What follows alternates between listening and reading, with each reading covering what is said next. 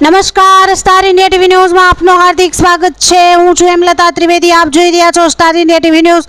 સત્યની વાતે સત્યની સાથે। પાદરા તાલુકાના ડબકા ગામે પવિત્ર શ્રાવણ માસના 10મા દિવસે મા દશામાના 10 દિવસ પૂજા અર્ચના કરીને માતાજીના ભાવિક ભક્તોએ મા મહીસાગર નદી કિનારે વિસર્જન કરવામાં આવ્યું હતું।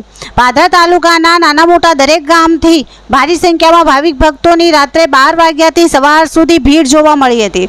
ચુસ્ત પોલીસ બંદોબસ્ત ગોઠવવામાં આવ્યો હતો, તેમજ સ્થાનિક તરવૈયાઓ, ગામના આગેવાનો તથા સામાજિક કાર્યકરો અને ગામના યુવાનો દ્વારા શાંતિ અને શ્રદ્ધાપૂર્વક મા દશામાની પ્રતિમા વિસર્જન કર્યા બાદ ડબકા ગામના મિત્ર મંડળ દ્વારા ગરમ ચા નાસ્તાનું નિઃશુલ્ક આયોજન કરવામાં આવ્યું હતું।